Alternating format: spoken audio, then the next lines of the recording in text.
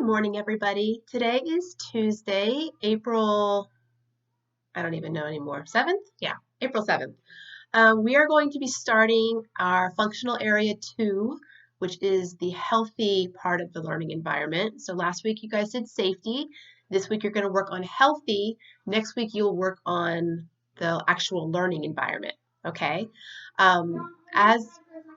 Okay, as you are sorry, Emma made me lose my train of thought. As you work on each paragraph, I want you to just add to what you've already done. So this week on Friday, your healthy paragraph is going to be due, and I want you to add that on to the safety paragraph that you did last week. Okay, so by the time we're done with this entire process, you'll have your entire Competency 1 statement done. Okay, please make sure that as we're working through these that you are taking into consideration the corrections that I've asked you to make. So as you're working on healthy this week, go back and look at safety and the video that I posted yesterday and make sure that you've made those corrections and that you continue to make those corrections for the healthy paragraph, okay? Now this section does have a lot of information, so please take your time. I'm going to spend Tuesday, Wednesday, and probably some of Thursday going over this material. I'm not going to give you a 20-minute video again to watch, but remember that because I am recording these sessions, you can stop, pause, go back, look at it later, look at the PowerPoint, and I recommend looking at the PowerPoint and listening to what I'm saying at the same time, kind of like you would if we were in class. That way you can follow along. But you can pause what I'm saying, obviously. Okay. So go ahead, take a second, pause the video right now, and pull up competency statement 1, functional area 2, if you haven't already done so.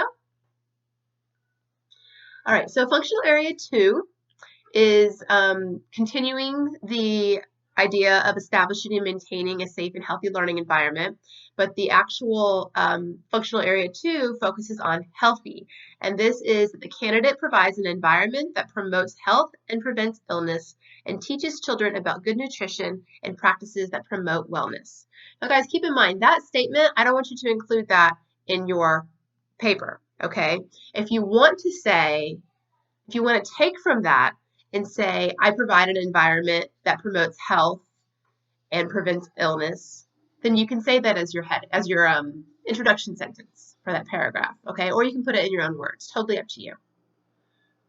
All right, the next slide breaks it down into the different age groups. Again, this is just to kind of summarize how you're going to be looking at each age group. Again, if you are working in the younger room, Miss Kayla's room, then you're looking at the first 2 paragraphs, which is young and mobile infants, and then toddlers. And then if you work in Miss Tracy's room, you'll be looking at preschoolers, okay? So the first paragraph says that young and mobile infants need affectionate and competent physical care geared to their individual health, physical growth, and nutrition. Adults individualize infants' eating, sleeping, and other daily routines while continuing to balance the infant's and the group's needs. Now keep in mind that's the group that you're going to have the smallest number of kids, and a big part of that is because you do have to individualize so much of their care. Okay? With toddlers imitate and learn from those around them. Good health habits can be established through modeling what you do and encouraging hand washing, nutritious eating, etc. So that's really Miss Kayla's room if you think about wanting to model hand washing and eating well and other healthy habits for the children in that room. And then the preschoolers are ready to learn, I should say ready. I'm going to fix that before you guys see it. Preschoolers are ready to learn the reasons and take responsibility for good health practices, including hygiene, hand washing, and good nutrition. They are fascinated by their own bodily functions and can gradually learn about them. All right, so please keep in mind if through any of this I talk about something, because I'm just kind of giving you guys like an overview. I'm not getting into a lot of the really like the meat of this text that I'm pulling this from. So if I go over anything that you want more information on, or if you're like, I don't really understand what she's talking about here, please make sure that you text me or message me or email me or call me or whatever, just so that I can give you a little bit more in-depth look at what I mean, okay? All right, so with the introduction, Among the fundamental responsibilities of each childhood educator is to maintain a healthy environment that fosters wellness and to teach children what they can do to ensure their own health now and later in life. When you work daily to keep children safe, nourished, and healthy, you enhance their learning significantly and promote lifelong healthy habits. Keeping children healthy, like keeping children safe, requires educators to follow a number of specific procedures. In this presentation, I will spell out this guidance while exploring a number of important aspects involved in keeping children healthy.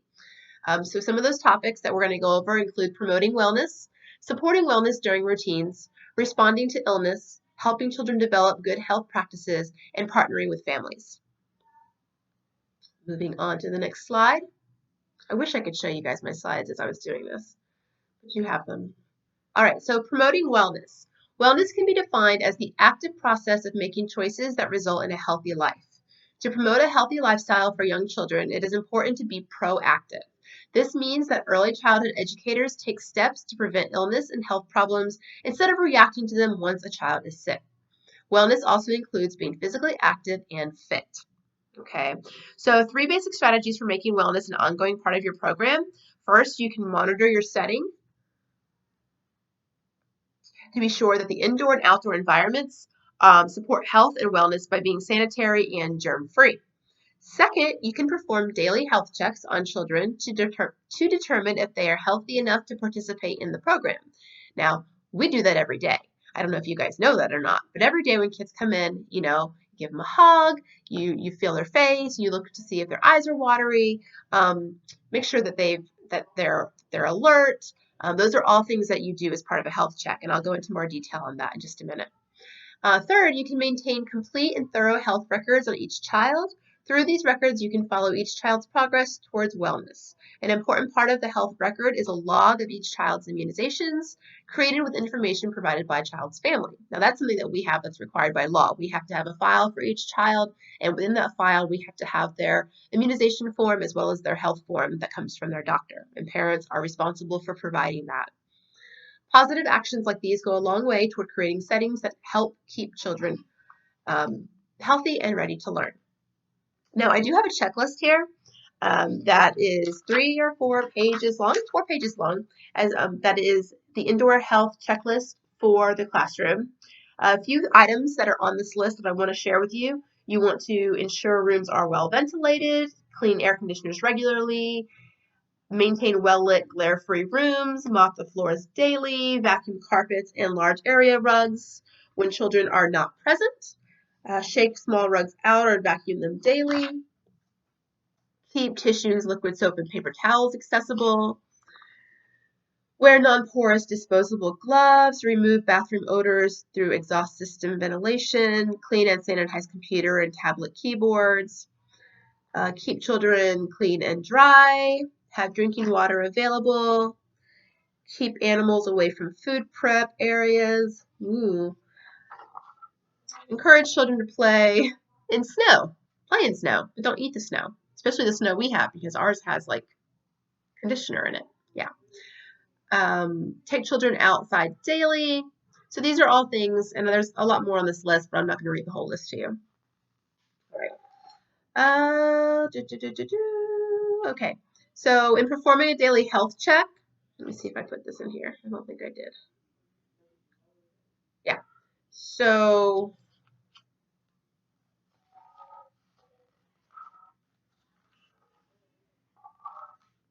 in performing daily health checks, you want to ask kids how they're feeling. They'll usually be pretty honest with you about that.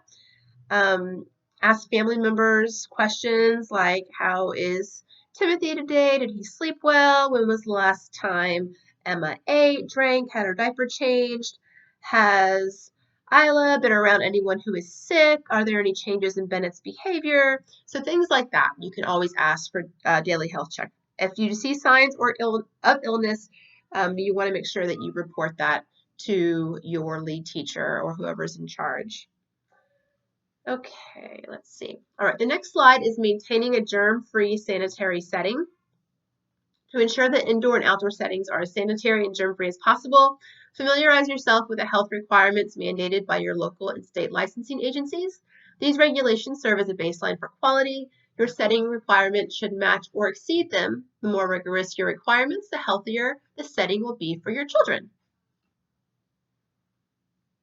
I already talked about performing daily health checks. I guess I jumped a little bit ahead of myself right there, but the next slide is on performing daily health checks. I'm not going to go into that again since I already talked about it.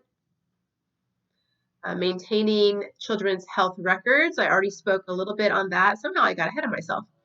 You want to make sure that you identify preventative health needs such as immunizations and dental care.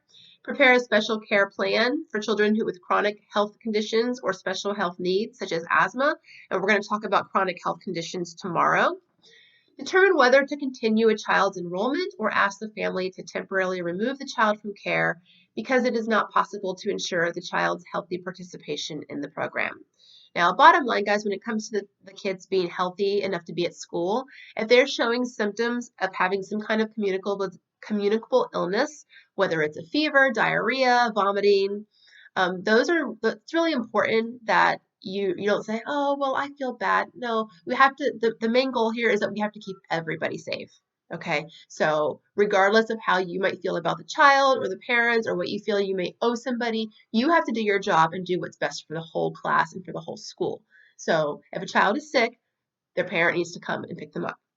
Okay, all right, I'm going to pause just for a moment. Okay, so we have 2 more slides to go through today. This next one, supporting wellness during routines. Routines, which include hand washing, diapering, toileting, nap time, toothbrushing, which we don't do at Wolf Pups, but some centers will do to ensure that children are getting good dental hygiene. And eating meals and snacks takes up a lot of the day. In early childhood settings, the younger the child, the more time is spent carrying out routines. That's part of the reason why I got rid of us having 1-year-olds, because most of the day was being spent diapering, feeding, napping, giving bottles. I mean, it's all we did with those kids. And so it took away a lot of time for you guys being able to actually teach and do lessons. They are important opportunities to build relationships and support learning. At the same time, they require early childhood educators to carry them out with health and hygiene in mind. In responding to illness, this will be our last slide for today.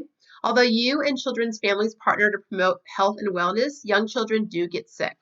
When this happens while a child is in your care, the first response is to determine whether the child can remain in the program or should go home. Just because children show symptoms of illness does not mean that you should automatically send them home. Now this is referring to, let me find my page. I know I had it somewhere. Hand washing.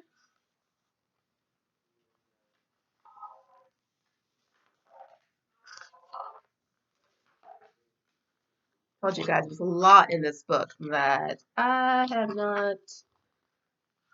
we're not going over.